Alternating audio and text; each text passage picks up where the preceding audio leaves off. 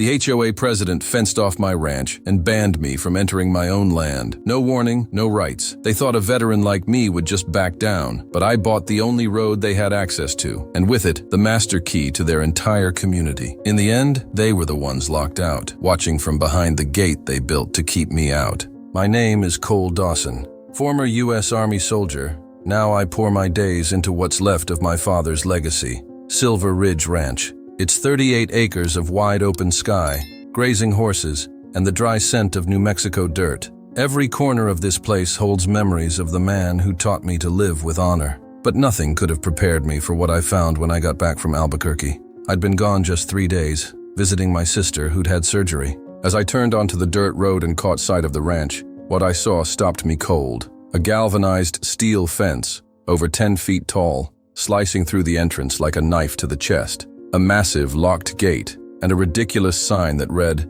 "No entry, no exceptions," right where my freedom was supposed to be. I climbed out of my truck, heart racing. The sun was blazing high, but it was the chill in my gut that made me sweat. 3 men in private security uniforms stood like sentries, arms crossed, postures screaming warning. They didn't say a word, just stared at me like I was a stranger, or worse, like I was a threat. Then a woman stepped forward. Polished, short blonde hair in a meticulous cut, a lavender silk blouse. She crossed her arms and walked to the fence like she'd been expecting me. "Good afternoon, Mr. Dawson," she said, with a smirk that reminded me of someone who'd already taken what they wanted. "The road you've been using now belongs to Crescent Valley Community." My blood boiled. Belongs? This is the entrance to my ranch. She didn't flinch. "According to county records, this strip is now for community use. You'll need to find another way to access your property." It was like being told my home had been erased from the map. No warning, no respect, no justice. I stood there, staring at the woman who introduced herself as Nancy Ellison, president of the local HOA. Her voice was cold, rehearsed, dripping with superiority. "I'm sorry for the inconvenience," she said, "but the rules have changed. The community needs security and traffic control. Your old road was a problem, as if my life was just an annoying detail." "You're on my land," I shot back, feeling old combat instincts creeping in. But this wasn't a battlefield. No guns, just the law, which I wasn't even sure was on my side yet. "You can try to appeal," Nancy said, turning away with her security goons. "But until then, stay back. We appreciate your understanding." I climbed back into my truck, not sure if it was real. Started the engine but just sat there, staring at the electronic gate, the new cameras, the freshly cemented bricks of the fence. The hum of the engine drowned out the buzz of despair. They were ripping me from my own land like I was trash swept away by progress. My head spun. I knew every line of this region's map by heart. My dad made me memorize every boundary, every fence, every stone marker. And that entrance, it was always ours. The ranch had no other direct road. Without it, I was cut off, and maybe that's exactly what they wanted. I drove back to town, the whole way trying to process. Who approved this? Why wasn't I told? I called the county clerk. No answers. At the city hall, they mumbled about recent zoning changes being processed. All too bureaucratic, too fast, too dirty. When I told old Chuck, feed store owner and my closest neighbor, he spat out his coffee. They did the same to my cousin back in Sodom 9. Fenced him in till he sold for pennies. Watch yourself, Cole. This is more common than you think. It started to click. This wasn't a mistake. It was a play. The next day, I went back to the ranch, walked the entire length of the fence, looking for a gap, a hole, anything, nothing. The gate was locked tight. Cameras tracked my every move. One of the guards stepped out of a new shed with a clipboard. "Please, sir, step back," like I was the criminal. That night, I slept in my truck, right in front of the fence. My horse, Dusty, whinnied inside, confused why I wasn't coming in. The dogs barked, unsettled. It was like everything had been flipped upside down, like my world had been seized by an invisible, heavily armed force. And I knew this wasn't the end. Deep in my throat, the bitter taste of an undeclared war. But I'd been in wars before, and none are won with an open heart and a closed mind. If they wanted a fight, they'd get one. But I wouldn't start with fists. I'd start with papers, with loopholes, with the details they overlooked. Right there, in front of that locked gate, my mind started working. Because if the army taught me anything, it's that the enemy always makes a mistake. And sometimes, the mistake is exactly where no one's looking. I drove back to town like a man with a target on his back and a mission in his head. Swapped my cowboy hat for the cold focus I learned in the trenches. Went to the county clerk and demanded everything. Old plats, deeds, contracts for Silver Ridge Ranch going back to the 70s. After hours buried in paperwork, I found the crack they didn't expect. The road wasn't mine, but it wasn't theirs either. The strip where they'd planted the fence was still in the name of a dead investor's estate. Small, overlooked, but strategically vital. They knew it, and they bet I'd never find out. Except I did. And when I tracked down the heirs, 3 siblings feuding among themselves, I offered what they needed, fast cash. In 3 days, I closed the deal. I signed the deed with my heart pounding. That land was now legally mine. The HOA had fenced in my ranch, so I bought the access road that held the only key to the gate. I made sure to register it in my name before noon. By late afternoon, I was at the gate in person, installed my own lock. Only then did my phone ring, and there she was, Nancy Ellison, the queen without a throne. Opening that gate without permission will be treated as a federal trespass, Mr. Dawson. Her voice was steady, but there was strain in it. Crescent Valley community already considers this road part of our collective property. We'll take it back, one way or another. I replied flat. Good luck with that. She laughed, but it wasn't a light laugh. It was a warning. Deep down, you know you don't have the resources to fight the HOA.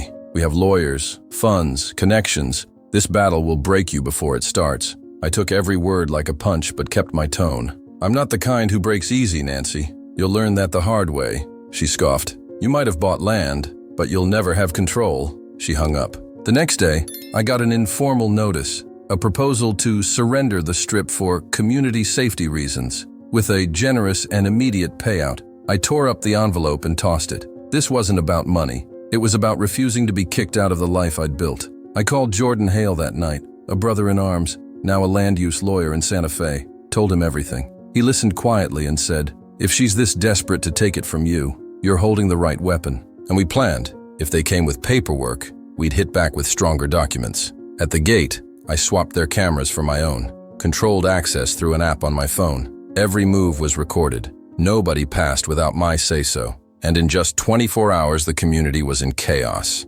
Deliveries stalled, visitors blocked, residents pissed, and they all came to me. For the first time, I held the reins. Nancy showed up in person 2 days later. This situation is causing serious disruptions. If you don't cooperate, we'll involve the authorities.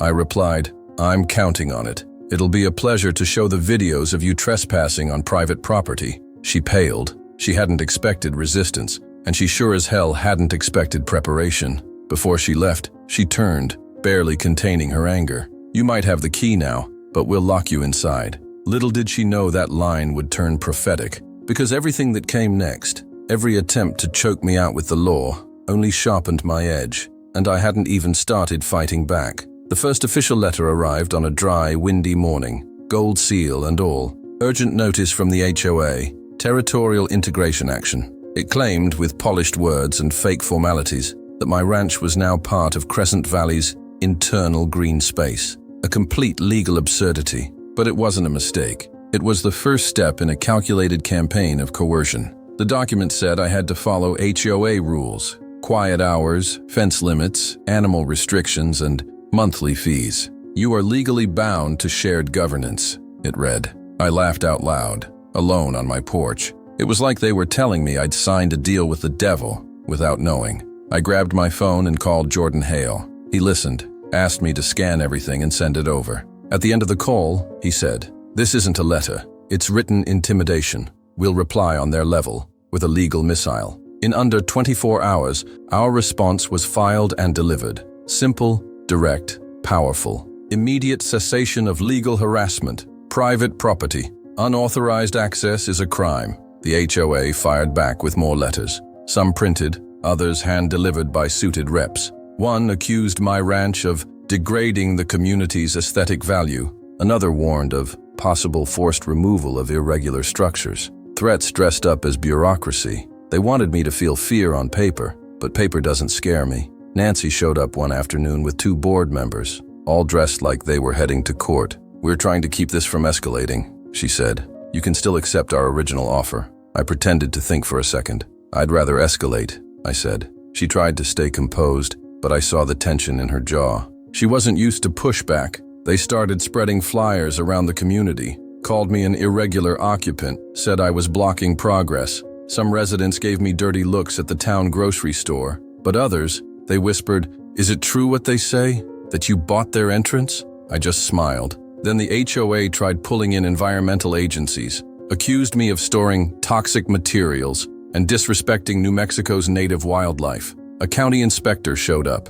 I gave him the full tour. Barn, horses, well, water tanks, all clean. He left embarrassed, muttering, "There's nothing here." Jordan said something that stuck. "They're betting on wearing you down. They'll try to exhaust you, but if you hold out, they'll crack." I held out. For every letter, a response. For every threat, proof otherwise. It was a cold war of envelopes and words, but I'd survived hotter wars than this. In the middle of this legal storm, one detail caught my eye. A clause in an HOA document said the green space needed unanimous board approval, and no resident had voted on it. I dug deeper, talked to neighbors, quietly, found out the vote never happened. Nancy was bypassing her own HOA bylaws, twisting rules, crafting a narrative to choke out my property until I gave up. But giving up was never an option. When you grow up on hard, dry land, you learn the strongest roots come from pressure. Jordan drafted a countermotion, a formal request for zoning review.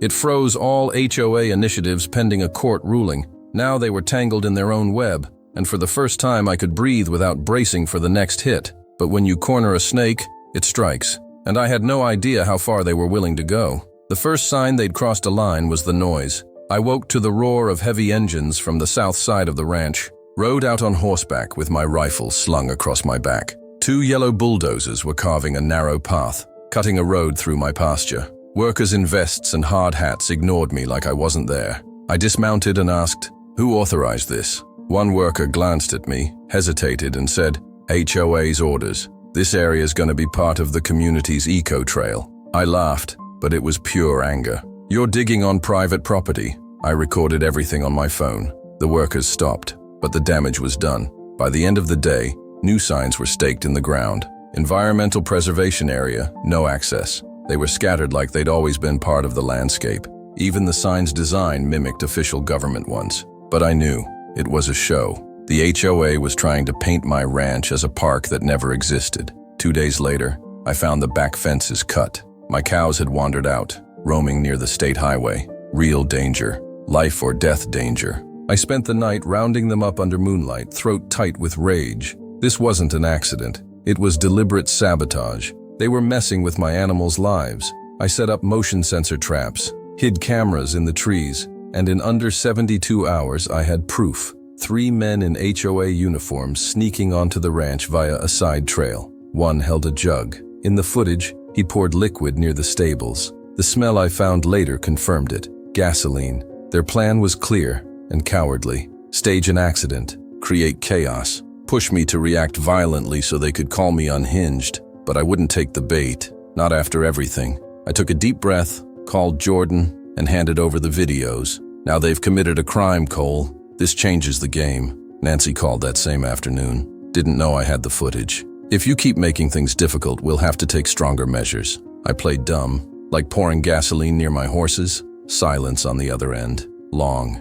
I could almost hear her panic forming. She hung up without a word. The next week they tried breaking into the main barn. The door was pried, but Dusty barked like a maniac and scared them off. Sensors caught movement at 3:14 a.m. Jordan told me to file a police report. I did more than that. I took the footage to the sheriff's office. The deputies were stunned. "You're saying the homeowners association is sabotaging you?" the sergeant asked. "I'm not saying, I'm showing," I replied, handing over the flash drive. They opened an investigation, officially, and that seemed to light an invisible fire on their side. Because the attacks didn't stop, they just got quieter. They started using drones, small, buzzing, flying low over my house, recording every move. At night, lights blinked in the trees. I felt their eyes. They wanted to choke me with fear. But they didn't know that growing up in a war zone teaches you to sleep with one eye open and your soul ready for a fight. I found dog feces mixed with crushed glass on the corral path. My youngest dog, Ranger, needed emergency surgery, nearly lost his leg. I started carrying my sidearm, not because I wanted a fight, but because they were pulling the trigger on despair, and I wouldn't let them. I recorded every piece of evidence, backed it up to the cloud. Built a dossier with dates, times, videos, license plates, faces, names. Sent copies to my lawyer, the police, and even 2 local journalists. If they took me down, they wouldn't silence my voice. It was all documented, chronologically, with military precision. One night, someone let the cattle out, just opened the gate. A trucker spotted them on the highway and called me. I spent 2 hours rounding them up in the dark, terrified some innocent driver would pay for the HOA's malice. What started as a land dispute was now a threat to life, mine, my animals, and anyone who got too close. Nancy never showed her face after that, sent messages instead, intimidation disguised as emails. You are creating a hostile environment in the community. We expect you to take responsibility for any incidents. As if she'd forgotten I was the one being invaded. I went to the town council, demanded they record my complaints officially. They listened, took notes, but said they were still reviewing. Politicians too scared to tangle with a powerful HOA. I saw it in their eyes. They knew I was telling the truth, but they didn't have the guts to act. Not yet. On a rainy pre-dawn, I found footprints on the main house's porch. Small ones. A kid? A teenager? Someone light and quick? Nothing was taken. Nothing broken. But knowing someone had been there, so close while I slept, that hit me differently. It was clear. This wasn't just a fight over land anymore. It was a systematic attempt to drive me out, to break me from the inside. But if the desert teaches you anything, it's how to survive scarcity. And right then, the only thing scarce was mercy, because what came next wouldn't stay hidden. After that night, I realized fighting in silence was like shouting in a desert. I needed a voice, an echo, witnesses. I gathered all the recordings, photos, documents, and called the one person who could turn it into public ammunition, Maya Reynolds, a local investigative reporter known for taking down corrupt politicians with words sharp as blades. She showed up at the ranch in leather boots, camera in hand. We spent the afternoon going over everything. The threats, the drone videos, the fake signs, the porch footprints. Maya didn't hide her shock. They're trying to erase you, Cole. I nodded. Then let's shine a light on it. She grinned. This is gonna hurt them. The next week, the local news ran the first story. Aerial shots of the ranch, audio of Nancy's calls, even the nighttime footage of the intruders. The headline was blunt. Army veteran targeted by community sabotage. Within an hour, my phone wouldn't stop ringing. Emails, texts, strangers offering help. I got calls from ranchers in other counties, saying they'd been squeezed by HOAs too. A group of veterans offered to patrol my ranch. Property rights groups started sharing my story. It was like my fight had finally grown arms, legs, and lungs. Nancy, meanwhile, lost it, sent a press release claiming defamation and personal attacks on her leadership. Nobody bought it. Maya dropped another special, this time diving into the legal records, the road's irregularities, and the HOA's contradictory documents. Public opinion turned like a wildfire. An online petition demanding a state investigation hit 100,000 signatures in 48 hours. The sheriff's office had to issue a formal statement acknowledging evidence of illegal activity around Silver Ridge. It was the first time I heard evidence from them. It wasn't much, but it was the start of their unraveling. The city scheduled a public hearing. I went with Jordan and Maya by my side. The room was packed. Some HOA residents glared at me, but most looked away. I told the whole story, start to finish, from the gate to the glass in my dog's path. When I finished, the room was dead silent. An older woman raised her hand. My grandson was going to buy a house in Crescent Valley. Now I'm telling him to steer clear. Others chimed in, angry, outraged. I watched Nancy slip out mid-session, face red, chin trembling. For the first time, she didn't control the narrative. The next day, anonymous donations rolled in. A food truck parked outside the ranch with a banner. Support Cole Dawson. Land, freedom, respect. People stopped to take photos, shake my hand. A dad told me he shared my story with his kid every night. So he knows there's still folks who fight the right way. But behind all the light, there was still shadow. And one night, I got a strange envelope with no return address. Inside, just a flash drive. No note, no clue. I plugged it in, half expecting trouble. And what I found changed everything. When I opened the drive, the first folder was labeled Project Encircle. My heart raced. I clicked the main file, a spreadsheet, dates, names, meetings. My ranch's name appeared 3 times on the first page alone, and at the top, a title that chilled me. Forced Acquisition Plan, Pressure Phases. This wasn't paranoia. It was a conspiracy. Next came emails, messages between Nancy Ellison and other HOA members. Lines like, "He'll break, just keep the pressure on," or "Let the animals loose and act like it was neglect." One openly talked about tanking his public reputation before he can fight legally. This wasn't an HOA. It was a suited-up syndicate. There were audio files, too. Secretly recorded meetings. Voices laughing about my situation.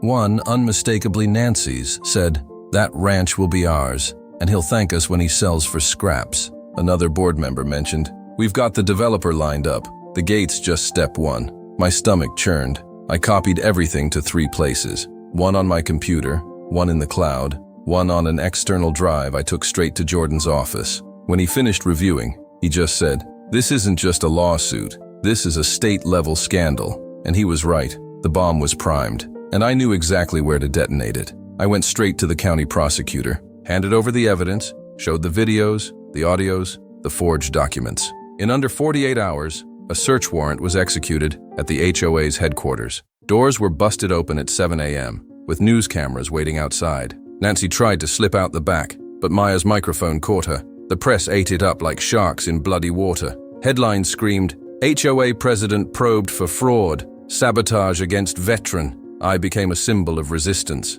But it wasn't about ego, it was relief. For the first time, the weight on my chest started to lift, and the fear that had haunted me for weeks gave way to focused fury. At the preliminary hearing, the emails were read aloud. Judges exchanged looks of disbelief. The prosecutor called the HOA's actions coordinated intimidation, document fraud, and attempted forced appropriation. Nancy's defense claimed misinterpretation and poor taste jokes, but nobody laughed, because there was nothing funny about it. The judge greenlit a criminal case. Developers tied to the acquisition plan were named. Some HOA members started leaking internal documents for immunity. Classic rat dilemma. When the ship sinks, everyone scrambles to save themselves. And I was steering the storm. Calls poured in from across the country. Veterans, farmers, folks from small towns who'd tasted the bitterness of overreaching HOAs. They called me inspiring. I just said, "I'm no hero. I'm just doing what anyone would to protect what's theirs."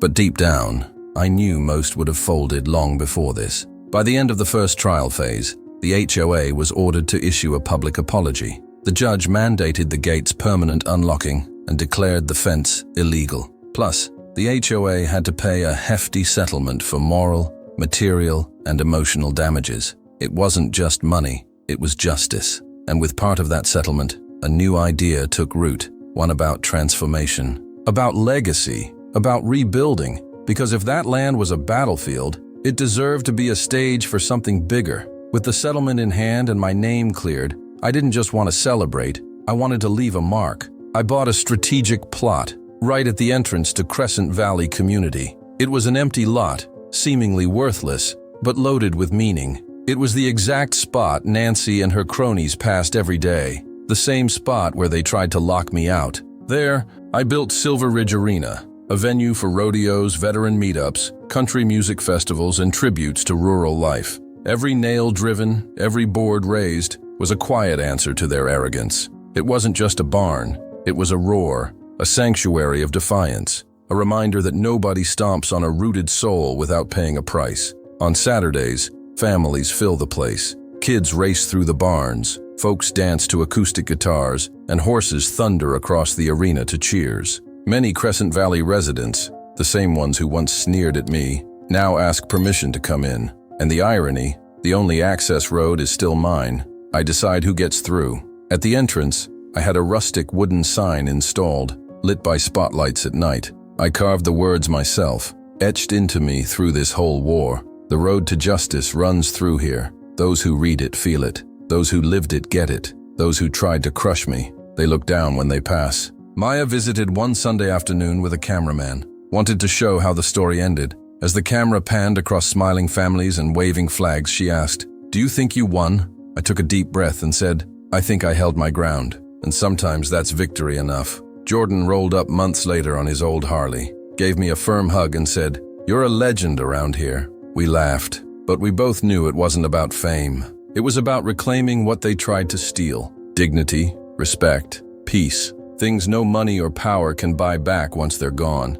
Today, walking through the restored corrals, I smell fresh hay, hear hooves on dirt, and see the same sunset my dad taught me to cherish. Silver Ridge Ranch still stands, stronger, freer, ready for any storm, because now the gate's locked, and I've got the key. Sometimes I get letters, folks from other states, other battles. A dad who lost his farm to a crooked bank, a single mom who beat a racist HOA. They write that my story gave them strength to keep going, and that's when I realize what started as my fight became something much bigger. One chilly fall night, I hung my military service medal on the main barn's wall. Below it, I framed a copy of the road's deed, not for vanity, but so every kid who passes by knows freedom isn't something you beg for, it's something you defend, with courage, with truth, and if need be, with a fight. As for Nancy, she's gone, ousted as HOA president, sued and forgotten by most who followed her. I don't hold a grudge, I hold memory, because forgetting what they did would be like unlocking the gate again. And after everything I've been through, I can promise one thing: nobody fences in what's mine again. Have you ever been forcibly stripped of something that was rightfully yours? Do you think the HOA should have paid an even higher price for what they did? It's super important that you drop your comment. You won't believe the twist that went down in this other story popping up on your screen. Check it out right now.